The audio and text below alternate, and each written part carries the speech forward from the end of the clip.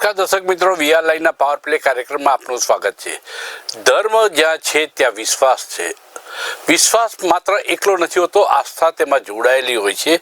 અને વિશ્વાસ, આસ્થા અને વિકાસ અને વાઇબ્રન્ટ ગુજરાતનો રોડમેપ જો શરૂ થઈ રહ્યો છે, તેના પ્રાસંગિક પ્રસંગે વડાપ્રધાન શ્રી નરેન્દ્રભાઈ મોદીનું આગમન થઈ ચૂક્યું છે. વડાપ્રધાન શ્રી નરેન્દ્રભાઈ મોદી સોમનાથ મંદિરમાં એ યાદોને 1000 વર્ષ પહેલાં સૌથી પહેલાં આક્રમણ થયું એ યાદોને નેસ્ત નાબૂદ કરીને હવે એક વિશ્વાસ પ્રગટાવવા માટે જઈ રહ્યા છે. સોમનાથ મંદિરમાં અનેક આક્રમણો થયા. અત્યાર સુધીમાં લગભગ 17 આક્રમણો થયા હોવાનું ઉલ્લેખ ઇતિહાસમાં છે. અને 17 વખત આક્રમણો થયા પછી પણ જો સોમનાથ મંદિર અડગ રહ્યું હોય તો એ વિશ્વાસ અને શ્રદ્ધાના કારણે, આસ્થાના કારણે ઊભું રહ્યું છે. ધર્મના સ્થાનથી બિઝનેસ હબ સુધીની આ યાત્રા વડાપ્રધાન શ્રી નરેન્દ્રભાઈ મોદી એક સાથે અનેક સંદેશાઓ આપણને આપી રહ્યા છે. આ ચર્ચા જે પાવર પ્લે કાર્યક્રમમાં રાખવામાં આવી છે અને આપણી સાથે જોડાયા છે મહંત એકલધામના યોગી દેવનાથ બાપુજી આપણી સાથે જોડાયા છે. આપણી સાથે જોડાયા છે ભારતીય જનતા પાર્ટીના પ્રવક્તા મહેશભાઈ પુરોહિત પણ આપણી સાથે જોડાયા છે. આપણી સાથે કોંગ્રેસ પક્ષના ડૉક્ટર નિકુલભાઈ પટેલ જોડાયા છે અને રાજકોટના ઉદ્યોગપતિ યોગીન છનિયારાજી પણ આપણી સાથે જોડાયા છે. ચારે મહાનુભાવોનું સ્વાગત કરીને ચર્ચાનો પ્રારંભ કરીએ છીએ.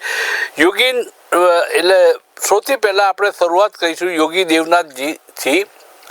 યોગી દેવનાથ બાપુજી, સોમનાથ યાત્રા વડાપ્રધાન શ્રી નરેન્દ્રભાઈ મોદી 1000 વર્ષ પહેલાં જ્યારે સોમનાથ ઉપર આક્રમણ થયું અને આજે સોમનાથ જે જબરદસ્ત આસ્થા અને હજુ પણ એક વિશ્વાસનું પ્રતીક બનીને હિન્દુઓ માટે, તમામ ધર્મના લોકો માટે ઊભું છે. અને ખાસ કરીને એ આસ્થા ડગી નથી, એ આસ્થા હજુ ત્યાંની ત્યાં છે. સોમનાથ મંદિરની ભવ્યતા વધી છે. આ ઘટનાને કઈ રીતે જોવો છો વડાપ્રધાનશ્રીની મુલાકાતને? જી, આપ સર્વે દર્શકોને ખૂબ ખૂબ મારા હર હર મહાદેવ. ધર્મનું કામ હોય છે કે માણસને અંદર વિશ્વાસ જગાડવાનો, અને માણસને અંદર જ્યારે વિશ્વાસ જાગી જતો હોય છે ત્યારે માણસ આગળ વધતો હોય છે. આપણે ત્યાં કહેવત છે, મન હારે જીત છે ને મન જીતે, મન હારે હાર છે ને મન જીતે જીત છે. તે મનથી તમે જ્યારે હારી જાઓ તો તમે હાર સ્વીકારી લો, અને મનથી જીતી જાઓ એટલે તમે જીત હાસિલ કરી લો.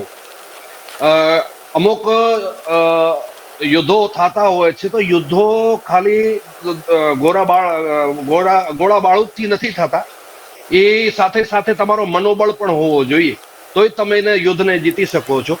અને યુદ્ધની અંદર સૌથી પહેલે કેપ્ટનની બહુ મુખ્ય ભૂમિકા હોય છે. કેપ્ટન સમસ્ત ટીમને તૈયાર કરતો હોય છે કે તમે આગળ વધો, ને આપણે મનોબળ એનો જગાડતો હોય છે અને મનોબળ વધારતો હોય છે. તો ભારત આઝાદ પછીની હું જો વાત કરું છું, મહાદેવે બહુ મોટા ઘાવ સહન કર્યા છે. અને દેશ આઝાદ પહેલે જે પણ અમારે પૂર્વજો એની અંદર બલિદાન દીધા છે, ખૂબ લોકોએ બલિદાન એમાં આપ્યા છે.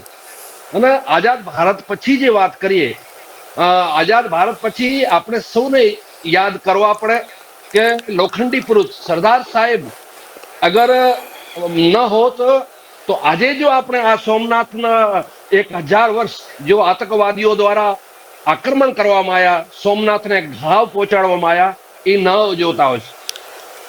સરદાર સાહેબે એક સંકલ્પ, એનો દ્રઢ સંકલ્પ કે ભાઈ અમારું જો આસ્થાનો કેન્દ્ર છે, અગર અમારા આસ્થાના કેન્દ્ર નહીં હોય તો અમે મનોબળ કેવી રીતે જગાડશું? સમાજની અંદર, દુનિયાની અંદર અમે કેવી રીતે બતાવી શકશું કે ભારતીય સંસ્કૃતિ સર્વોચ્ચ છે, સનાતન પરંપરા છે સર્વોચ્ચ છે, સનાતન ધર્મ એ સર્વોચ્ચ છે. દુનિયાની અંદર કેવી રીતે બતાવશું કે ભારત વિશ્વગુરુ હતો? એ દુનિયાની અંદર કેવી રીતે બતાવશું? તો સરદાર સાહેબનો સંકલ્પ, અને એ સંકલ્પને પરિણામ સ્વરૂપે આજે આપણે આ ભવ્ય અને દિવ્યતા જોઈ રહ્યા છે. સાથે સાથે એ પણ ઉમેરવા માંગુ છું, યથા રાજા તથા પ્રજા. જેવો રાજા હોય છે એવી જ એની પ્રજા હોતી હોય છે. રાજા અગર ધર્મ અનુરાગી છે તો એની પ્રજા પણ ધર્મ અનુરાગી હોય છે. રાજા અગર ધર્મમાં વિશ્વાસ ધરાવે છે તો પ્રજા પણ એની ધર્મમાં વિશ્વાસ ધરાતી હોય છે. મોદી સાહેબ ગુજરાતના મુખ્યમંત્રી હતા ત્યારેથી લગાવીને દેશના 2014 પછી વડાપ્રધાન બન્યા પછી ગમે ત્યારે આપે જોયું હશે કે જેટલા પણ અમારા ધર્મ સ્થળો છે એને વિકસાવવાનો બહુ મોટો કામ કર્યો છે. જો અમારો દેશનો વડાપ્રધાન મંદિરે જતો હોય છે પ્રજાને તો ચોક્કસ ત્યાં જવાનું મન થાય કે અમારા જો દેશના વડાપ્રધાન છે અગર એ મંદિર જતા તો અમે કેમ ના જઈએ. તો સાથે સાથે લોકો જવા માંડ્યા. આપને ખબર હશે કે એક ટાઈમ અમે પણ જોયો ને આપ પણ જોયો હશે કે રાજકીય મંચ ઉપરથી ભગવાનનું નામ લેવો પણ ગુનો જેવો લાગતો હતો. લોકોને શરમ આવતી હતી કે આપણે ધર્મ રાજનીતિ મંચથી ધર્મનો કેવી રીતે નામ લઈએ. પણ અમને ગૌરવ થાય છે, આપણા બધાને એનો ગૌરવ હોવો જોઈએ કે મોદી સાહેબે જ્યારે દેશનું સુકાન સંભાળ્યું એને પછી 500 વર્ષ જે હજારો બલિદાન અપાયા એના પછી પ્રભુ શ્રી રામ જન્મભૂમિ ઉપર પ્રભુ શ્રી રામનું મંદિર બન્યો. કાશી વિશ્વનાથ હોય કે મહાકાલ ઉજ્જૈન હોય કે અન્ય પણ આપણે ગુજરાતની વાત કરીએ 500 વર્ષ પાવાગઢમાં મહાકાળી મંદિર ઉપર આપણે ધ્વજા ના ફેરાવી શક્યા હતા. પણ મોદી સાહેબે આયા પછી આપણે ધ્વજા ફેરાવી શક્યા. એટલે એમાં ચોક્કસ કહીએ છીએ જે આપણો પૂર્વજોનો બલિદાન ચોક્કસ એ બલિદાન છે. સાથે સાથે વર્તમાનની અંદર ધર્મ સ્થળોને જો ધર્મ ક્ષેત્રો છે એને આગળ લાવવાનો, કેમ કે માણસનો મનોબળ ત્યાંથી તો વધે છે. યોગી દેવનાથજી, મંદિરો ધર્મ સ્થાનો સરકારી નિયંત્રણની બહાર હોવા જોઈએ કે કેમ? સોમનાથ ટ્રસ્ટ કમા મુનશીએ જ્યારે સોમનાથ મંદિરનો જીર્ણોદ્ધાર કરવાનું બીડું ઝડપ્યું ત્યારે એમણે એક ટ્રસ્ટ બનાવ્યું. એ ટ્રસ્ટમાં આજે નરેન્દ્રભાઈ મોદી ટ્રસ્ટી છે અને સુપેરે પાર પાડી રહ્યા છે તમામ કામો. નરેન્દ્રભાઈના માર્ગદર્શન હેઠળ મંદિરનો ડેવલપમેન્ટ પણ થઈ રહ્યું છે. પરંતુ કેટલાક મંદિરો છે એ સરકારી નિયંત્રણમાં છે. એ નિયંત્રણ જરૂરી છે કે નથી જરૂરી? આપના વિચારો શું છે? એમાં બે વાત છે કે અમારા મંદિરોમાં સરકાર ટ્રસ્ટ હોવા જોઈએ કે એનો હું એક આપને કહું છું કે અન્ય ધર્મના જેટલા પણ ધર્મ સ્થળો છે શું એ સરકારને અંડરમાં છે કે નહીં? અગર એ સરકારને અંડરમાં છે એની જો આવક આવે છે એ સમસ્ત સમાજ દેશના લોકોને અંદર વપરાય છે તો વાંધો નથી. પણ બીજા ધર્મના મંદિરો છે એના અથવા તો એના જો દેવસ્થાનો છે એના પૂજ્ય સ્થળો છે એના અગર જો ચડાવવા ચડે છે એ સરકારને નથી આવતા અને અમારો ખાલી હિન્દુ ધર્મના જો ચડાવવા છે એ બધાને જાય છે તો શાને માટે? ભાઈ આ હિન્દુ સમાજનો પૈસો છે, આ તો કોઈ સરકારી પૈસો નથી, મારી આસ્થાનો પૈસો છે. એટલે હું સોમનાથ જાઉં છું તો મારી આસ્થાથી ત્યાં પૈસા મૂકું છું, હું કોકના માટે નથી મૂકતો. હા, હિન્દુ સમાજની ઉત્થાન માટે તમે પૈસા ગમે ત્યાં વાપરી શકો છો. એટલો અમારો ચોક્કસ કેવો છે. અમે પહેલા પણ આજે પણ કહ્યા છીએ. હવે મહેશભાઈ પુરોહિત પાસે આવીશ. મહેશભાઈ, વડાપ્રધાન શ્રી નરેન્દ્રભાઈ મોદીની ગુજરાતની અનેક વખત મુલાકાત થઈ ગઈ છે. સીએમ હતા ત્યારે પણ સોમનાથના મંદિરે આવ્યા હતા અને પ્રાઇમ મિનિસ્ટરની રૂએ પણ તેઓ ગુજરાતની મુલાકાતે વખત ધર્મસ્થાનોની મુલાકાતે આવેલા છે. પાવાગઢના મંદિરમાં ઘુંબજ ચડાવવાની જે ધાર્મિક પ્રક્રિયા હતી તેમાં પણ નરેન્દ્રભાઈ મોદીએ પોતે સુપેરે ભાગ લીધો હતો. પરંતુ આ વખતે વડાપ્રધાન શ્રી નરેન્દ્રભાઈ મોદીની ધર્મથી એટલે સોમનાથ મંદિરની મુલાકાતથી માંડીને બિઝનેસ વાઇબ્રન્ટ સમિટ સુધી બિઝનેસ ક્ષેત્રે તેમની મુલાકાત, આને કઈ રીતે જુઓ છો? ધર્મ અને બિઝનેસ બેને એકબીજા સાથે ક્લબ કરવાની જે પ્રયત્ન થઈ રહ્યો છે એનાથી દેશનું આત્મસન્માન પણ વધશે, તો કેવી રીતે વધશે એ મારે સમજવું છે. જી બિલકુલ, હું આશા રાખું મારો અવાજ આવતો હશે. જરા કે ક્લેરિફાય કરો કારણ કે વિડીયો ચોટેલો છે એટલે મારો અવાજ આવી રહ્યો છે? ઓડિયો આવે છે. ઓકે જી બસ. યશસ્વી પ્રધાનમંત્રી નરેન્દ્ર મોદી સાહેબ ઓલવેઝ વિકાસ અને વિરાસત બંને સાથે લેવાની વાત હંમેશા કરતા હોય છે. બરોબર છે. કોઈ પણ દેશ પોતાની મૂળ ભાવના, મૂળ આત્મા, મૂળ સંસ્કૃતિને ભૂલી જઈ અથવા તો મૂળ સંસ્કૃતિના મૂળમાંથી દૂર થઈને ક્યારેય વિકાસ કરી શક્યો નથી. બરોબર છે. જે આધુનિક જે વિકાસ છે એ મતલબ માની લો કે કોઈ સુખ સગવડ હોય એ જીવનનો અંત નથી હોતો. બરોબર છે. તો વિકાસ અને વિરાસત બંને સાથે લઈને ચાલવું એ માનનીય પ્રધાનમંત્રી શ્રી નરેન્દ્રભાઈ મોદીજીનો મૂળ મંત્ર છે. એમણે ઓલવેઝ એક બાજુ આપણી અર્થવ્યવસ્થાને વિશ્વમાં ચોથા નંબર પર 11મા નંબર પરથી ચોથા નંબર પર લાવી છે, તો સાથે સાથે આદરણીય યોગીજીએ પણ કીધું કે ભાઈ કેવી રીતે વિભિન્ન મંદિરોનું પુનરુત્થાન પણ એમણે કર્યું છે. તો આપણે સાચા અર્થમાં વિકસિત ભારત કરવું હોય તો આપણો જે મૂળ આત્મા છે એને સાથે લઈ આધુનિકતા સાથે તાલમેલ મેળવી અને આપણે આગળ વધવું જોઈએ. આધુનિકતા સાથે તાલમેલ મેળવી અને આપણી આધ્યાત્મિકતાને પણ સાથે રાખીને આપણે આગળ વધવું જોઈએ. તો જ આપણે 2047ની અંદર સાચા અર્થમાં કોઈ યુરોપિયન વ્યાખ્યા અનુસાર નહીં, કોઈ વિદેશી વ્યાખ્યા અનુસાર નહીં, પરંતુ ભારતીય પરંપરા અનુસાર આપણે વિકસિત ભારતને સંકલ્પનાને પૂર્ણ કરી શકશું. બિલકુલ. રાજકોટના ઉદ્યોગપતિ યોગીન છનિયારાજી પાસે હું આવીશ. યોગીનજી, વાઇબ્રન્ટ સમિટ રાજકોટના આંગણે થઈ રહી છે ત્યારે આ પહેલા અનેક ઔદ્યોગિક પ્રદર્શનો થયા હતા, ઔદ્યોગિક સમિટ થઈ હતી, પરંતુ આ વખતે વાઇબ્રન્ટ સમિટ નાના અને મધ્યમ કદના ઉદ્યોગો માટે, MSME માટે એ પ્રાણવાયુ ફૂંકે એ પ્રકારનું વાઇબ્રન્ટ સમિટ થઈ રહી છે. તમારા પોતાના આ બાબતમાં શું ઉદ્ગારો છે, શું અભિપ્રાયો છે, અને ગુજરાતના અને ખાસ કરીને સૌરાષ્ટ્રના ધંધા રોજગારને કઈ રીતે એ વધારે પુશઅપ કરશે, આગળ વધારશે?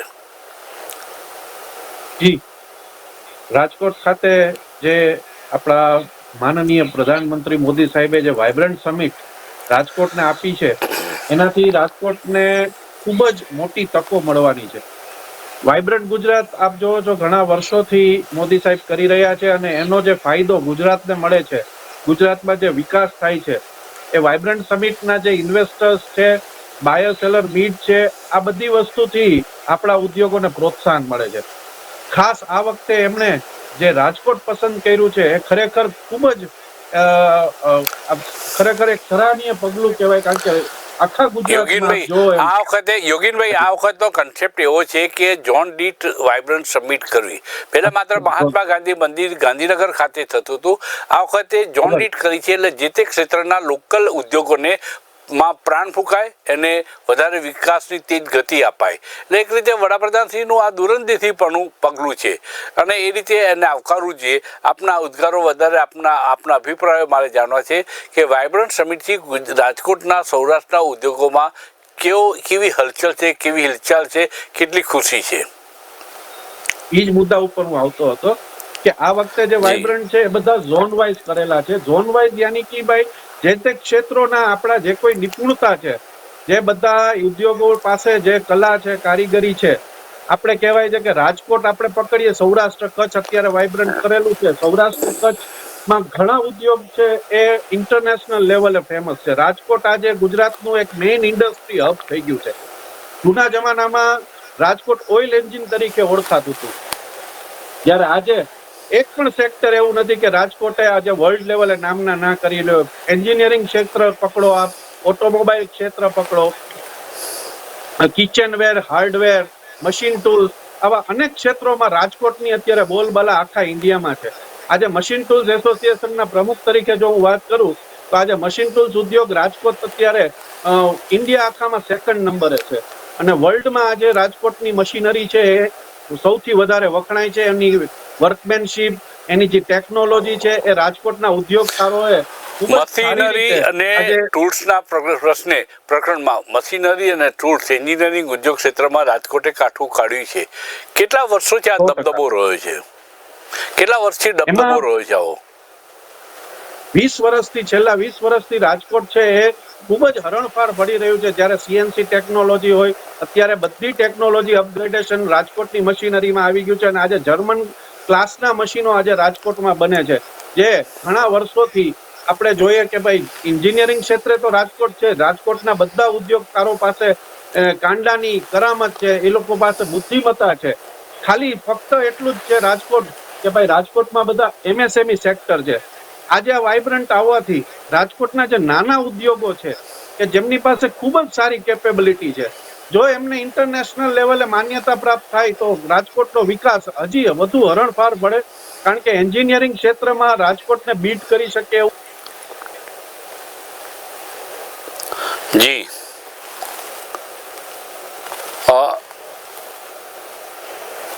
અવાજ અવાજ આપનો કંઈક કપાય છે, ઇન્ટરનેટ કનેક્શન. જી, આપનો અવાજ. હા, બોલો બોલો.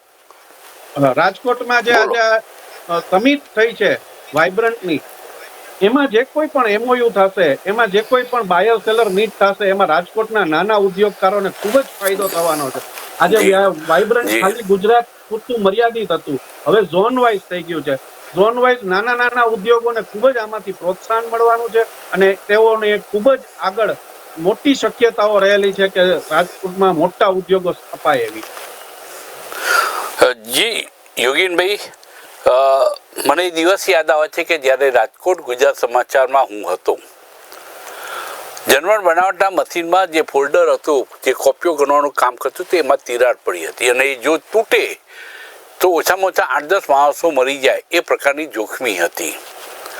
ત્યાં રાજકોટના ત્રંબકભાઈ, જે ઓફસેટ મશીન બનાવી જાણનારા એક સારા કારીગર હતા અને અકીલાથી માંડીને ઘણા, હા, અકીલાથી માંડીને તમામ અખબારોના મશીનો એમને બનાવેલા છે. આ ત્રંબકભાઈને બોલાવ્યા મેં અને એમને કીધું કે આ રસ્તો કાઢો, તે એમને એટલી સિફતપૂર્વક એ રસ્તો કાઢ્યો અને તાંબાથી એમને એ જે રેઇન કર્યું, એમને જે વેલ્ડિંગ કર્યું અને એ પછી અમે મશીન ચલાવ્યું તો કોઈ પ્રોબ્લેમ નહીં ચાલતું હતું, કારણ કે જર્મનીથી એન્જિનિયર આવે એમાં સમય જાય એમ હતો અને એટલો સમય છાપું બંધ રાખી શકાય નહીં. જર્મનીથી જ્યારે એન્જિનિયર આવ્યા અને એમને એ ફોલ્ડર જોયું અને તાંબાથી જે રીતે સંધારણ હતું એ જોઈને એમને કીધું કે આ કોણે કર્યું છે. એટલે મેં ત્રંબકભાઈને ફોન કરીને બોલાવ્યા, ત્રંબકભાઈનું નામ દીધું. ત્રંબકભાઈ આવ્યા, એ સાથે પેલો જર્મન એન્જિનિયર એમનું ઉચકીને એ ગુજરાત સમાચારના કેમ્પસ પર નાચ્યો છે માણસ, કે અદ્ભુત, આવું તો અમારા મગજમાં પણ આવી વાત ન આવી, એટલું સુંદર કામ તમે કર્યું છે. એટલે ત્રંબકભાઈ, એટલે રાજકોટમાં ના નસે નસમાં એન્જિનિયરિંગ અને ટેકનિક એ બધું લોહીમાં વહી રહ્યું છે, એ આપણે કબૂલ કરવું પડે. પરંતુ યોગીનભાઈ, મારે એ પણ જાણવું છે કે અત્યારે 50% ટેરિફના કારણે ટેક્સટાઇલ ઉદ્યોગ, કારણ કે જેતપુરમાં ડાઇંગ ને પ્રિન્ટિંગનો છે, પણ રાજકોટમાં પણ ટેક્સટાઇલ ક્ષેત્રે કંઈ બહુ પાછળ નથી. તો 50% ટેરિફના કારણે લગભગ 50 લાખ 54 લાખ જેટલા કારીગરો બેકાર બન્યા છે. આની સામે અને અમેરિકાની ટેરિફ સામે આપણે વાઇબ્રન્ટ સમિટ દ્વારા વોકલ ફોર લોકલ રાહે આગળ જઈએ, તર્જ ઉપર આગળ જઈએ તો આપણે અમેરિકાએ ફેંકેલા પડકારોને આપણે ઝીલી શકીશું. કેવી રીતે ઝીલીશું? જો ટેરિફ છે એ થોડું ઘણું તો નુકસાન કરતા હોય છે, કારણ કે એનાથી ઉદ્યોગોને માર તો પડતો જ હોય છે. પણ હું જાણું છું એમ આપણા જે કોઈ પ્રધાનમંત્રી છે એમને ખૂબ જ સારી રીતે આ ટેરિફ વોર છે એ એમને પોતે હેન્ડલ કરેલી છે. ખાસ તો ટેરિફથી ઘણા ઉદ્યોગોને નુકસાન થયેલું હોય છે અને આજે ઇમ્પોર્ટ એક્સપોર્ટ ક્ષેત્રે જ્યારે ટેરિફ મહત્વનો ભાગ ભજવે છે ત્યારે ઉદ્યોગકારોને પણ મુશ્કેલીઓ પડતી હોય છે. રહી વાત ખાલી ટેક્સટાઇલ નહીં, હું તો એમ કહું છું કે બધા સેક્ટરોમાં જે ટેરિફ, પરંતુ યોગીનભાઈ, આપણે અમેરિકાથી લાચાર થઈને બેસી રહેનારો આ દેશ નથી. આપણે બીજા દેશોમાં જે રીતે નિકાસ વધારી દીધી છે જોતા અમેરિકાને ગરજ પડશે ભારતની, ભારતને અમેરિકાની ગરજ નહીં પડે, એ અત્યારનું સ્ટેન્ડ ઉપરથી ક્લિયર થઈ રહ્યું છે. આપ માનો છો કે બીજા દેશોમાં નિકાસ વધારીને અમેરિકાએ ફેંકેલો પડકાર ઝીલી શકાશે? 100% ઝીલી શકાશે. અમેરિકા ઉપર આપણું કોઈ પણ ઇન્ડસ્ટ્રી અમેરિકા ઉપર ડિપેન્ડ નથી. આપણે ખાલી ટેરિફની વાત કરેલી હતી, બાકી રાજકોટનો ઉદ્યોગકાર ગણો, સૌરાષ્ટ્રનો ઉદ્યોગકાર કરો કે ગુજરાતનો ઉદ્યોગકાર કરો, કોઈ પણ અમેરિકા પર ડિપેન્ડ નથી. એમ પણ ટેરિફથી, આ તો જસ્ટ આપણે ટેરિફની વાત કરીએ છીએ, બાકી આજે નિકાસ આપણે જોઈએ તો મોદી સાહેબના આવ્યા પછી આપણી જે નિકાસ છે એ ખૂબ જ સારી છે. આજે મશીન યોગીનભાઈ, સેટેલાઇટથી માંડીને પ્લેનથી માંડીને ઘણા બધા ક્ષેત્રોમાં રાજકોટ એન્જિનિયરિંગ ઉદ્યોગ પોતાના પાર્ટ્સ પૂરા પાડે છે. ત્યારે એ પોતાના પાર્ટ્સ, અમેરિકાને પણ જો નાસાને પણ જો પાર્ટ્સની જરૂર પડશે તો રાજકોટ આગળ તેમને ઝૂકવું પડશે, આવવું જ પડશે. 100%. આજે ઈસરો છે, નાસા છે, આ બધા છે એ રાજકોટથી અહીંથી પાર્ટ્સ જાય છે.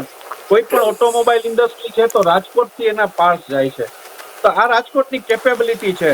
તો હું ઈચ્છું છું કે આ વાઇબ્રન્ટથી રાજકોટને ખૂબ જ મોટું બુસ્ટઅપ મળે, એન્જિનિયરિંગ ક્ષેત્રે રાજકોટ ખૂબ જ આગળ વધે એવી જ આપણી ભાવના છે. ડૉક્ટર નિકુલ પટેલ, કોંગ્રેસ પક્ષના પ્રવક્તા, રાજકોટમાં વાઇબ્રન્ટ સમિટ થઈ રહી છે. રાજકારણ એક બાજુ રાખીએ તો પણ જે 4 ઝોનમાં અલગ અલગ વાઇબ્રન્ટ સમિટના કન્સેપ્ટને આપ કઈ રીતે જુઓ છો? સોમનાથ મંદિર આપણી આસ્થાનું પ્રતીક છે, આપણી એક સનાતન ધર્મનું પ્રતીક છે. 12 જ્યોતિર્લિંગ પૈકી એક જ્યોતિર્લિંગ જેને સોમનાથને આપણે ખૂબ જ આપણા ભક્તો એને ખૂબ નમન કરે છે, એની પૂજા કરે છે. કઈ રીતે જુઓ છો સોમનાથથી વાઇબ્રન્ટ સમિટ સુધીની આ રોડમેપને આપ કઈ રીતે જુઓ છો? સૌ પ્રથમ તો વાઇબ્રન્ટ સમિટ જે થવા જઈ રહ્યું છે તો એના માટે ત્યાંના સ્થાનિકોને ખૂબ ખૂબ અભિનંદન, કારણ કે જે રીતના આપણા ઉદ્યોગ કારે કહ્યું કે એનાથી ઘણા ફાયદા થશે, તો સાચી વાત છે કે જ્યારે કોઈ પણ કાર્યક્રમ સરકાર હસ્તક થશે, કોઈ બી વિસ્તારમાં થતો હોય તો એના લીધે લોકલ મેન્યુફેક્ચરિંગ સેક્ટરને એનો લાભ મળશે. અને વાઇબ્રન્ટ સમિટના ઇતિહાસમાં આપણે જોયું કે ઘણા બધા MOUs થાય છે. MOU સામે કોઈ પણ દિવસ વિપક્ષને વાંધો ના હોય, પરંતુ જ્યારે એ MOU થયા પછી એના ઇમ્પ્લિમેન્ટેશન કેટલા થાય છે, કેવી રીતના થાય છે, અને રિયલ સેન્સમાં રિયલાઇઝેશન કેટલું થયું, એમાં કેટલા કરોડના ઇન્વેસ્ટમેન્ટના ડિસ્કશન થયા હતા અને કેટલા ઇન્વેસ્ટમેન્ટ થયા, કેટલા રોજગારીના લક્ષ્યાંક હતા અને લક્ષ્યાંક પૂર્તતા થયા કે નહીં થયા, અને જે બેઝિક ઇન્ફ્રાસ્ટ્રક્ચર રિક્વાયર્ડ છે કોઈ પણ ઇન્ડસ્ટ્રીને સ્ટાર્ટ કરવા માટે, સરકાર એવું કહે છે કે સિંગલ વિન્ડો ક્લિયરન્સની વાત કરીએ છીએ, પરંતુ એ સિંગલ વિન્ડો ક્લિયરન્સ આજની તારીખે બી કાર્યરત છે કે નહીં. તો આવા ઘણા બધા પ્રશ્નો છે, એ એક ડેફિનેટલી એના આન્સર સરકારે આપવાના રહેશે અને એને આપવા બી જોઈએ, જેથી જનતાને બી ખ્યાલ આવે. અને જ્યારે આવા મોટા આયોજન થતા હોય તો ટેક્સના પૈસાના જે ઉપયોગ થતા હોય એના યોગ્ય રીતે વળતર પ્રજાને સુધી પહોંચે અને એના ફાયદા થાય એવી ગણતરી થવી જોઈએ કોઈ બી સરકાર હોય. હવે વાત કરીએ સોમનાથની, તો સોમનાથ એક એવું પ્રતીક છે કે જ્યાં આપણે સમજી શકીએ છીએ કે એક આપણો ઇતિહાસ છે કે જ્યાં ભારત દેશની બહારથી આવેલા લોકોએ એના પર આક્રમણ કરી અને એને જે નુકસાન પહોંચાડ્યું છે, પરંતુ આપણા સૌની હિંમત અને આપણા સૌની એકાગ્રતા અને એકત્રિતતા થવાની જે મૂળભૂત લાક્ષણિકતાઓ છે એને ઉજાગર કરતો એક એવું કહી શકાય. અને આપણે એને ફરીથી ઊભું કર્યું છે અને આપણામાં હિંમત છે. આઝાદ થયો દેશ ત્યારે બી કોંગ્રેસના શું કહેવાય કે કાર્યકાળ દરમિયાન બી એના જીર્ણોદ્ધારના કાર્યક્રમ થયા છે, અને વધુને વધુ આપણે એને મજબૂતાઈથી એક સિમ્બોલિક સોમનાથને આપણે લોકોની વચ્ચે વિશ્વ પટલ ઉપર બતાવીએ કે નહીં, જો આ અમારું પ્રતીક છે કે જ્યાંથી અમે તમને પ્રસ્થાપિત કરીએ છીએ કે કોઈ બી દેશના કોઈ બી નેતાઓ અમારા પર ગમે તેવા ટેરિફ લાદી દેશે કે અમારા પર કોઈ પણ જાતના આક્રમણ કરશે કે અમને કોઈ પણ રીતે પરેશાન કરશે, પછી આજુબાજુના દેશ હોય, પડોશી દેશ હોય, પરંતુ જ્યારે ભારત દેશની વાત આવશે, ભારતના ઉન્નતિ અને ઉત્થાનની વાત આવશે, તો ડેફિનેટલી અમે સૌ એકત્રિત થઈ અને એમાં કાર્ય કરીશું એવી અમારી દ્રઢ લાગણી છે. જી, યોગી દેવનાથ બાપુજી પાસે આવીશ. યોગીજી, આ સોમનાથ એક એવું સ્થળ છે કે જ્યાં ભગવાન શિવજીનું, ભગવાન શંકરનું જ્યોતિર્લિંગ ઊભું છે અને ત્યાં મંદિર, ભવ્ય મંદિર ત્યાં આગળ આકાર લઈને ત્યાં વર્ષોથી હિન્દુઓની આસ્થાનું કેન્દ્ર બની રહ્યું છે. થોડાક દૂર પ્રભાસ ક્ષેત્ર, પ્રભાસ પાટણ, જ્યાં ભગવાન શ્રી કૃષ્ણનો દેહ વિલય થયો છે. ભગવાન વિષ્ણુનો અવતાર, ભગવાન શ્રી કૃષ્ણનો દેહ વિલય, એટલે એમને લીલાઓ સંકેલી હતી. દેહ વિલય શબ્દ ન વાપરીએ તો પણ ભગવાન શ્રી કૃષ્ણએ પોતાની લીલાઓ સંકેલી લીધી હતી. આ બંને સનાતન ધર્મના જે ઈશ્વર છે અને તેમનું આ જગ્યા એક જ સ્થળ ઉપર બંનેનું જે મહત્વ છે. ભગવાન સોમનાથનું મંદિર એક અલગ જ પ્રકૃતિ છે, તો ત્યારે આ બંને સ્થળોના વિકાસ માટે સરકારે દ્વારા થયેલા પ્રયાસોને, ભગવાન સોમનાથના મંદિરનો જે આધુનિકરણ થયું છે, જે રીતે એમાં લાઇટ એન્ડ સાઉન્ડનો ઉપયોગ કરીને તેનું મહત્વ નવી પેઢીને સમજાય એ રીતે કર્યું છે. કઈ રીતે જુઓ છો આ બધી ઘટનાઓને? ભગવાન શ્રી કૃષ્ણ અને ભગવાન શંકરનો પણ ઉલ્લેખ કરવા માટે આપણે વિનંતી. ચોક્કસ સુંદર રીતે જોઈએ છે. આમાં તો અમારા જો દેવસ્થાન છે એનો દિવસે દિવસે રાતોરાત દિન દોગણા રાત ચોગણી હંમેશા માટે અમે જોઈ રહ્યા છીએ. તો ખાલી સોમનાથ નથી, દ્વારકા હોય કે અંબાજી હોય કે અમારે અહીંયા કચ્છમાં આશાપુરા હોય અથવા તો મહાકાલીનું મંદિર હોય, જેટલા પણ ગુજરાતની અંદર દેવસ્થાન આવેલા છે. સરકાર ચોક્કસપણે શ્રદ્ધા સાથે એને વિકસાવી રહી છે, એને વિકાસ થઈ રહ્યો છે. એ સારી વાત છે કે ખાલી મંદિરો છે એ ખાલી આસ્થાના કેન્દ્ર છે એટલું નથી, પણ ત્યાંથી મોટા મોટા રોજગાર માણસોને મળે છે. આપણે એક વર્ષ થયો કુંભને, એ કુંભને મેળાની અંદર, હું કુંભ મેળાની અંદર રહેલો, મેં ઘણા બધા કુંભ મેળામાં ઘણા દિવસો ફર્યો છું. અને ત્યાંના જો લોકો બહારથી આવેલા રોજગાર માટે, ખાલી સાહેબ આપને ખાલી દાંતણ વેચવા વાળો હોય, લીમડાનો દાંતણ વેચવા વાળો દિવસમાં 50,000 રૂપિયા કમાવતો હતો. આપ કલ્પના ના કરી શકો કે ખાલી દાંતણ લાવીને 50,000 રૂપિયાનો દિવસનો વેપાર કરી લેતો હતો. તો ખાલી અમારા દેવસ્થાન છે, ખાલી આસ્થા પૂરતા એટલા જ નથી, ત્યાં પણ અમારો મોટો મોટો રોજગાર. અયોધ્યામાં જેમ પ્રભુ શ્રી રામનું મંદિર બન્યું છે, એને પછી આપ જાઓ, હું પહેલા પણ જતો હતો, અત્યારે પણ જાઉં છું, એ લોકોને પાછો મળું છું, તો એ લોકો માટે કેટલો મોટો રોજગાર વધી ગયો છે. ત્યાં જે એકર જમીનના જો 5 લાખ રૂપિયા એકરે મળતી હતી, અત્યારે 50 લાખ રૂપિયા એકરે નથી મળતી. કેમ કે આટલો બધો લોકો આવી ગયા છે, ત્યાં એટલો બધો રોજગાર ઉભો થઈ ગયો છે. મંદિર છે, મંદિર સાથે સાથે રોજગાર પણ છે. આસ્થા તો છે, ચોક્કસ આસ્થાના કેન્દ્ર છે, સાથે સાથે ત્યાંના સ્થાનિકો લોકો છે, એને મોટો ત્યાંથી રોજગાર મળતો હોય છે. એટલે અમારા કોઈ બી ખાલી સોમનાથ પૂરતો નથી, ક્યાંય પણ દેવસ્થાન છે અત્યારે અમારા તીર્થ સ્થળ છે. સરકાર એને ખૂબ શ્રદ્ધા સાથે એને વિકસાવી રહી છે અને વિકસવા જોઈએ. કેમ કે ભારતની સંસ્કૃતિ છે, હિન્દુ પરંપરા છે. ભારતીય સંસ્કૃતિ હિન્દુ પરંપરા છે, સનાતન પરંપરા છે, અને એની દુનિયાને અંદર એ સંસ્કૃતિને બતાવવી જરૂરી છે.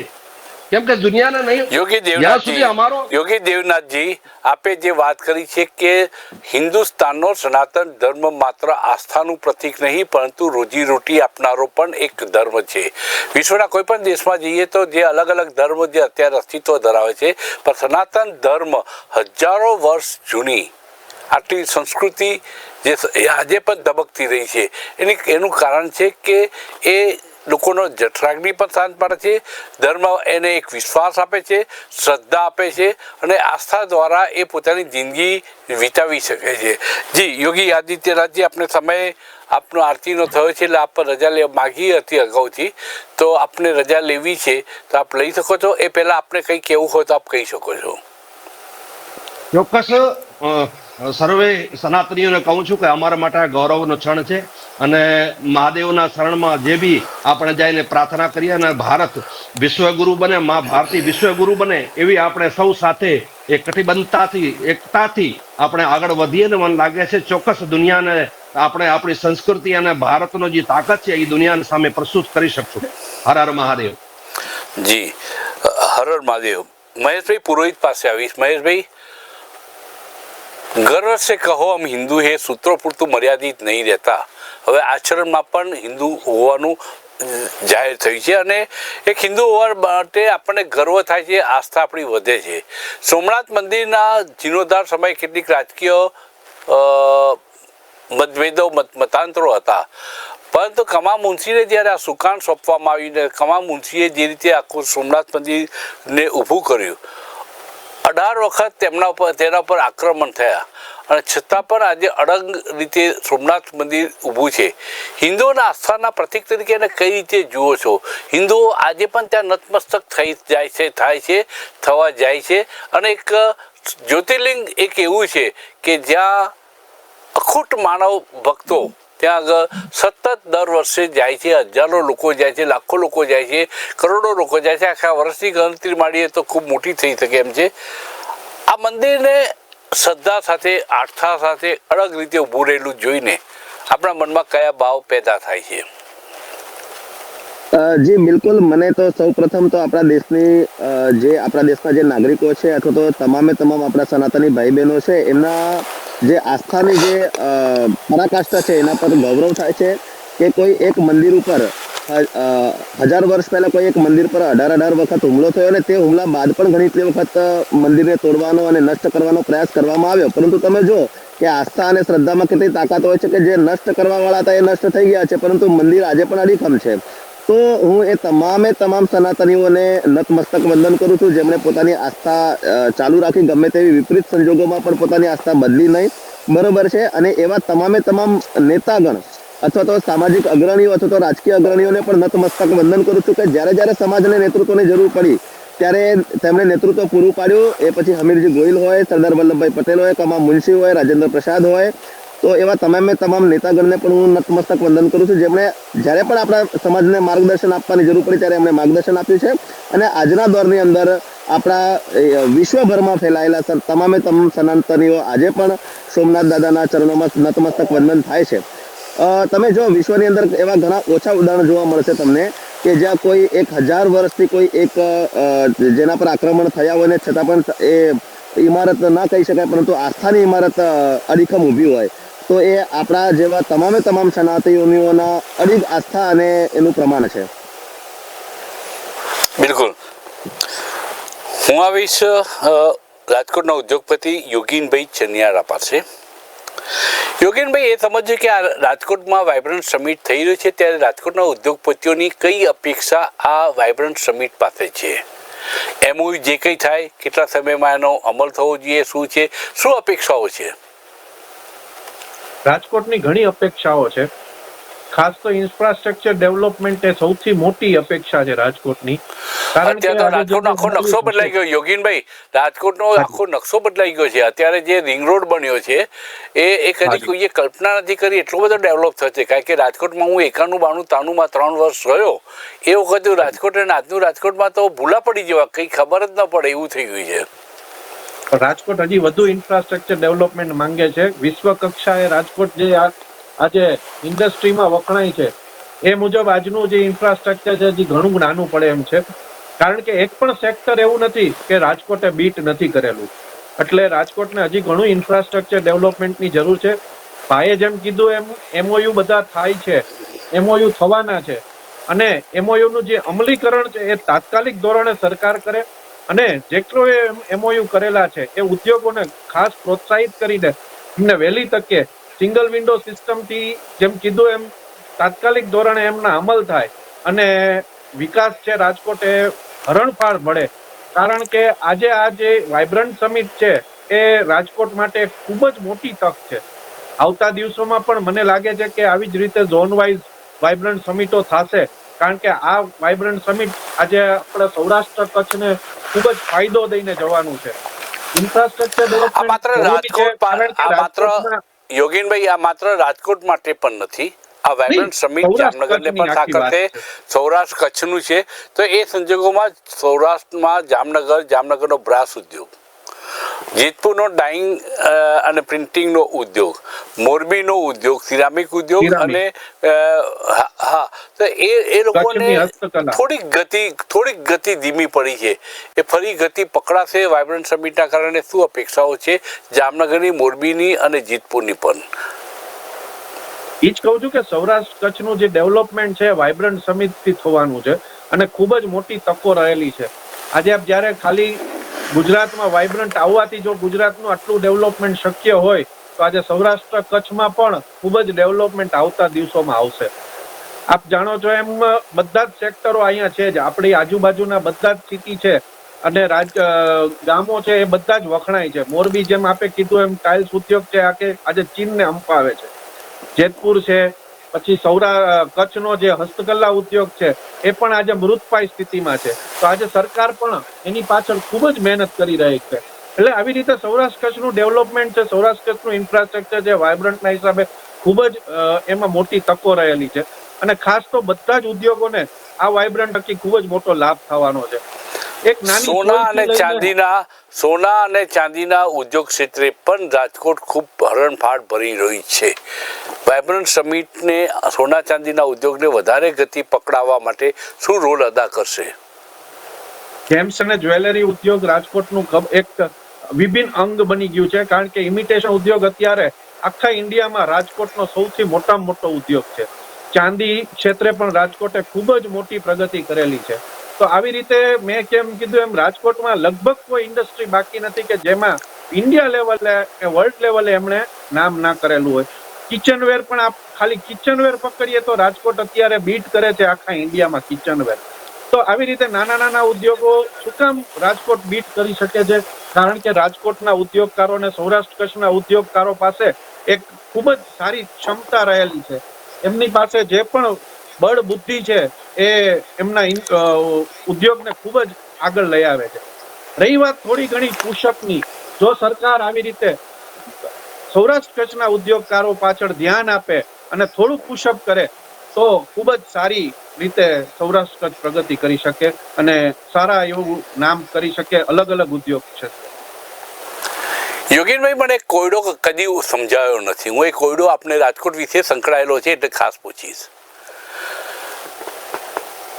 બપોરે 1 વાગે એટલે દરેક વેપારીઓ પોતાની દુકાનના શટર, પોતાના શોરૂમના શટર પાડી દે. લાખ રૂપિયાનો ઓર્ડર લઈને આવે તો પણ કે ચલો ઘરે જમવા, થોડો આરામ કરો, પછી આવીશું, અથવા તો આપણે 2 કલાક પછી મળીશું. 2 કલાક દરમિયાન આરામ કરે, સૂઈ જાય એવી આરામપ્રિય પ્રજા, અને છતાં આટલી મહેનત કરશ પ્રજા પણ છે કે જેને ઉદ્યોગોને ધમધમતા રાખ્યા છે. આ 2 કલાકના આરામ પાછળનું લોજિક હજુ સુધી સમજાવી લઈ કે કઈ રીતે રાજકોટ છતાં પણ આટલું મહેનતું છે, આટલી મહેનતું કહેવાય છે, આરામપ્રિય પણ છે. સાંજે તમને રેસકોર્સ ઉપર આઈસ્ક્રીમ પરિવાર સાથે ખાવા જતા લોકો પણ જોવા મળશે. શું કારણ છે? રાજકોટ વર્ષોથી એક નવી કહેવાય કે જૂની ટેકનોલોજીથી કામ કરે છે કે ભાઈ જૂની આખી એક પદ્ધતિ છે રાજકોટની કામ કરવાની. મારી આજે ગણું તો હું આજે 3જી પેઢીએ છું.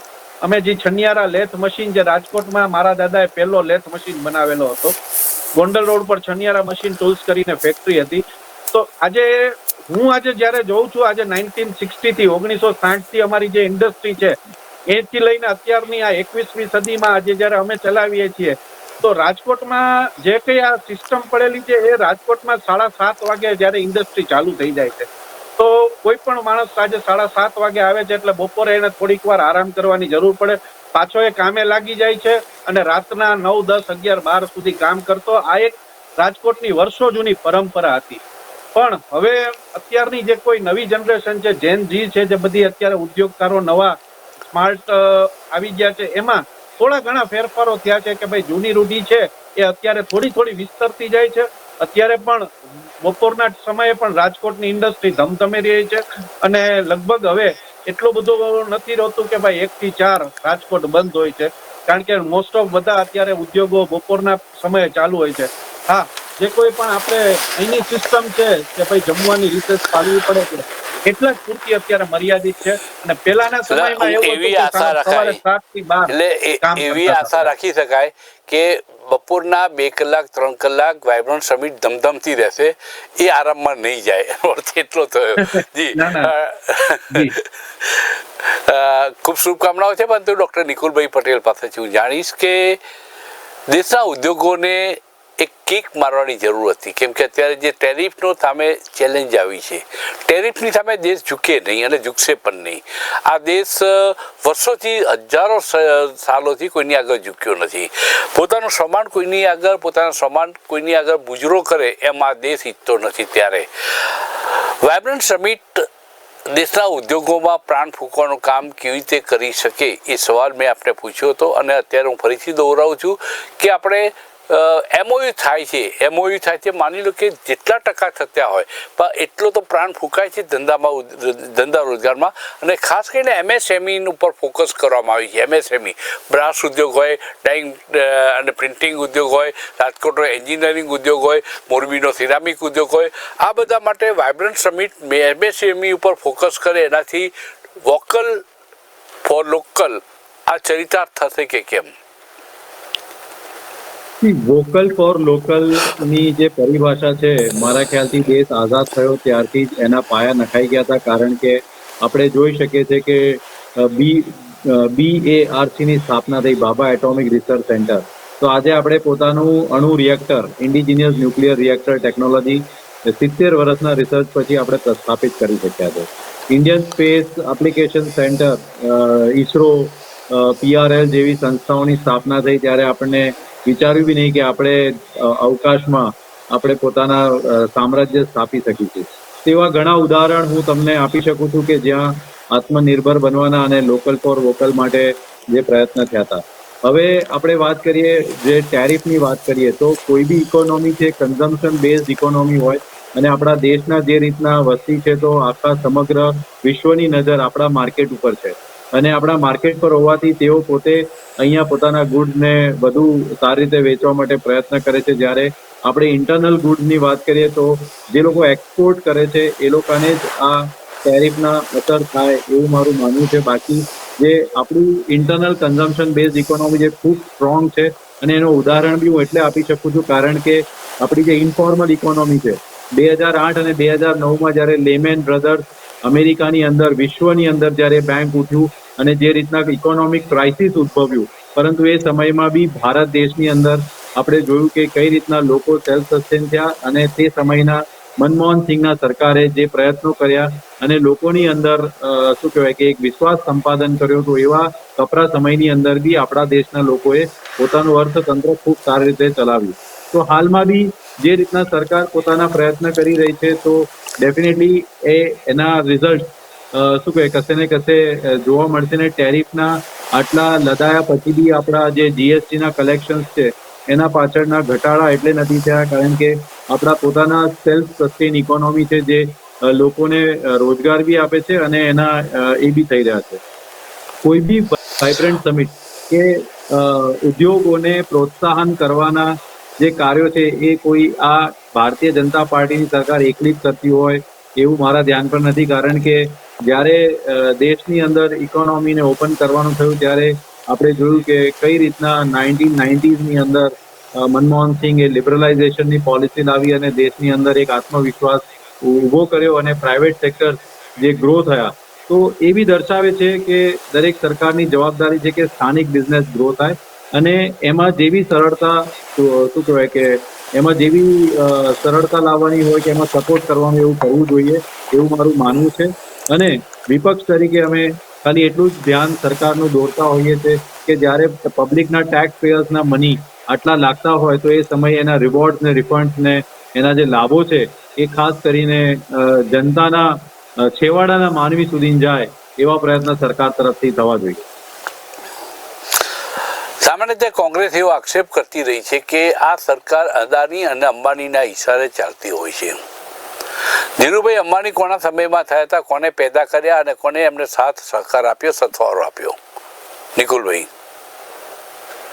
ત્યાં દેશની અંદર ટાટા, બિરલા, અંબાણી, અદાણી બહુ બધા ઉદ્યોગકારો પોતાના સન ફાર્મા હોય, ટોરેન્ટ હોય, ગુજરાતની જ હું તમને અનલિમિટેડ કંપનીઝ જે ગણાઈ શકું છું કે જે અત્યારે લિસ્ટેડ કંપનીઝ છે, તો એ બધા ઉદ્યોગકારોને જે મોકળું વાતાવરણ આપવામાં આવ્યું અને એ જે તે સમયે આપવામાં આવ્યું, પરંતુ જ્યારે કોઈ પ્રશ્નાર્થ ચિહ્ન ઊભો થાય છે તો એની પાછળના કારણો બી તથ્યો બી જોવા જોઈએ, કારણ કે જે રીતના સેબીના રેગ્યુલેશન તહેત અને જે તે સમયના સેબીના ચેરમેનના ઇન્વોલ્વમેન્ટના જેવી ઘણી બધી વાતો બહાર આવી છે, તો જે શેલ કંપનીઝના ઉપયોગ કરીને જે ગ્રોથ કરવાની વાત છે એની સામે ચેલેન્જીસ અને એની સામે પ્રશ્નાર્થ ચિહ્ન ઊભા થાય છે, કારણ કે દેશના નાગરિકોના હાર્ડ અર્ન્ડ મની માર્કેટમાં લાગે છે. ડોક્ટર નિકુલભાઈ, પ્રશ્નાર્થ ચિહ્નમાં એમ કહેવું પડે છે કે ઝારખંડમાં કોંગ્રેસના ટેકાવાળી સરકાર કે છત્તીસગઢમાં જ્યારે કોંગ્રેસની સરકાર હતી ત્યારે અને અદાણી માટે લાલ જાજમ પાથરવામાં આવતી હતી, અને જ્યાં હવે એ સરકાર ના રહી હોય અથવા તો એ અદાણી સામે આક્ષેપો માટે બીજેપીને એક સાધન બનાવવામાં આવે, એ કેટલા અંશે યોગ્ય? કેમ કે એનાથી ઉદ્યોગો છેવટે રૂંધાશે. હું ફરીથી કહેવા માંગીશ કે જ્યારે કોઈ બિઝનેસ હાઉસ, સમજી લો કે કિંગફિશર ના મોટા ઉદ્યોગકાર હતા અને એમના જ્યારે ડિફોલ્ટર્સ જાહેર થયા તો એ સમયે બી તમે જોયું હશે કે ભારતીય જનતા પાર્ટીએ બી સવાલો ઉઠાયા, તો કોઈ બી બિઝનેસ હાઉસ દેશના નાગરિકોના પૈસા, હાર્ડ અર્ન્ડ મનીનો દુરુપયોગ કરીને પોતાના ગ્રોથ માટે કરતા હોય તેની સામે હંમેશા વાંધો હોય. કોઈ બી બિઝનેસ હાઉસ સામે એથિકલી બિઝનેસ કરતા હોય એની સામે વાંધો ન હોય. એટલે હંમેશા જ્યારે કોંગ્રેસ કોઈ સવાલ ઉઠાવે છે, તો એનો પરિપ્રેક્ષીને રજૂ કરવામાં આવે છે ને એ ખોટી વાત છે. ઓકે નિકુલભાઈ, આપની વાત જે આપણે આપણો આખી ચિત્ર એક ઊભું કર્યું કે ઉદ્યોગપતિઓના સંદર્ભમાં સરકાર સામે ક્યારે આંગળી ચીંધાય છે એ વાત કરી, પરંતુ હું યોગીનભાઈ પાસે ખાસ એટલા માટે આવીશ, સૌરાષ્ટ્ર અને કચ્છના ઉદ્યોગકારોની સરકાર સમક્ષ સૌથી વધુ અપેક્ષા અને માગણી કઈ છે કે જેનાથી ફરીથી હરણફાળ ભરતો થઈ જાય ઉદ્યોગ? હું આપને કહું એ જ વાત હું કહેવા માંગતો હતો કે સૌરાષ્ટ્ર કચ્છના ઉદ્યોગકારો હજી ખૂબ જ નાના, MSME તો છે જ, પણ માઇક્રો સ્મોલ છે, તો એમને આજે બુસ્ટઅપ થવાની જરૂર છે. અને સરકાર તરફથી જે કોઈ પણ ફેસિલિટી એમને આપવામાં આવે, પછી એ અલગ અલગ ક્ષેત્રમાં હોય, ઇન્ફ્રાસ્ટ્રક્ચરના ક્ષેત્રમાં હોય, ટેક્સેશન રિબેટના ક્ષેત્રમાં હોય, સબસિડીના ક્ષેત્રમાં હોય, કોઈ પણ રીતે આજે જ્યારે એ ઉદ્યોગોને પ્રોત્સાહન મળશે અને અહીંયા ઇન્વેસ્ટમેન્ટ થશે, તો સૌરાષ્ટ્ર કચ્છના જે નાના ઉદ્યોગકારો છે, આપણે અહીંયા MSME કે બિગ સ્કેલ ઇન્ડસ્ટ્રી તો બહુ ઓછી છે, MSME અને માઇક્રો સ્મોલ ઉદ્યોગકાર જાજા છે. એ પછી સૌરાષ્ટ્ર આખા કચ્છના જેટલા પણ આપ ઉદ્યોગો જોશો, એ કોઈ બિગ સ્કેલ ઇન્ડસ્ટ્રી હજુ સુધી નથી, 2-5-10% બાદ કરતા. પણ એ જે નાના ઉદ્યોગકારો છે એ પણ ખૂબ જ મોટા બની શકે એમ છે, પણ એમને જરૂર છે એ થોડીક પુશઅપની. તો વાઇબ્રન્ટ સમિટ તો છે જ, પણ સાથે સાથે સરકારે પણ થોડું ઇનિશિયેટિવ લઈને સૌરાષ્ટ્ર કચ્છ તરફ પણ ધ્યાન આપે, તો આજે આ જે ઇન્ડસ્ટ્રીઝ છે એ ખૂબ જ આગળ હરણફાળ પડે અને એમનો ફાયદો પણ ઘણા મોટા ઇન્ડસ્ટ્રીને મળે. કારણ કે આપણે જોયું એમ કોરોના ક્ષેત્ર વખતે રાજકોટના જ આપણે ભાઈ ઇન્ડિયા આખામાં ક્યાંય પણ વેન્ટિલેટર્સ બનતા નહોતા તો રાજકોટે બનાવી દીધા, PPE કિટ ક્યાંય બનતી નહોતી તો રાજકોટે બનાવી દીધી. તો આજે જયારે આ કેપેસિટી છે કે PPE કિટના મશીનો જયારે ક્યાંય પણ નહોતા, વેન્ટિલેટર્સ કોઈ બનાવતું નહોતું, તો આજે રાજકોટે બનાવીને આપેલા છે. તો હું એમ કહું કે ક્ષમતા તો છે જ, ખાલી જરૂર છે એ થોડીક સરકારી પુશઅપની જરૂર છે. અને આવા જે કોઈ પણ સરકાર આવા કાર્યક્રમો થકી કરે છે, આપણે તાજેતરમાં વાત કરું તો અમારી 5-6 દિવસ પહેલા જ આપણા માનનીય નાયબ મુખ્યમંત્રી હર્ષભાઈ સંઘવી સાથે મુલાકાત હતી. એમને એશ્યોરન્સ આપેલું છે કે સૌરાષ્ટ્ર કચ્છના ઉદ્યોગકારોને બને તેટલી હું પેપર્સમાં અને બધી જગ્યાએ અલગ અલગ ટેક્સેશન્સમાં જે અગવડતાઓ પડે છે એ અમે અધિકારીઓની સાથે મળીને એ અગવડતાઓ દૂર કરવાના પ્રયાસ કરીશું. તો સરકાર આવા પગલા લેશે તો આ બધા સરાહનીય પગલા છે, આનાથી ઉદ્યોગકારોને ચોક્કસ ફાયદો થવાનો છે. તો સરકાર અત્યારે યોગીનભાઈ, સિંગલ વિન્ડો સિસ્ટમ ઉદ્યોગોને કઈ રીતે મદદરૂપ થઈ શકે? આપણી અપેક્ષા છે, હું જે બોલ્યો સમજ્યો છું આપણી વાત, સિંગલ વિન્ડો સિસ્ટમ એટલે અભિમન્યુના કોઠા જેવી આખી પ્રક્રિયા ના હોવી જોઈએ. આ બાબતમાં ઉદ્યોગકારોનું મન શું છે? ઉદ્યોગકાર એ જ ઈચ્છે ને, આજે ઉદ્યોગકાર ઈચ્છે છે કે સિંગલ વિન્ડો સિસ્ટમ આવી જાય અને બને તેટલા ઓછું પેપર વર્ક કરવું પડે, તો જ ઉદ્યોગકારોને રાહત મળવાની છે. અને સરકારે પણ એ બાબતે ખૂબ જ આવકારદાયક પગલું ભરેલું છે. અમને ખૂબ જ એમને શું કહેવાય કે એમને એશ્યોરન્સ આપેલું છે કે આપણે આ દિશામાં આગળ વધીશું. ચોક્કસ, અને ખૂબ ખૂબ શુભકામનાઓ સાથે આ વાઇબ્રન્ટ સમિટ સફળ થાય. જય સોમનાથ સાથે આ ચર્ચાનું અહીં સમાપન કરીએ છીએ. આજની વાત પાવર પ્લે કાર્યક્રમમાં. હવે પછી મળીશું નવા વિષય સાથે. વાઇબ્રન્ટ સમિટ હશે એ વખતના પણ ખાસ પ્રોગ્રામો અમે અહીંથી પ્રસ્તુત કરીશું. અત્યારે રજા આપશો. નમસ્કાર.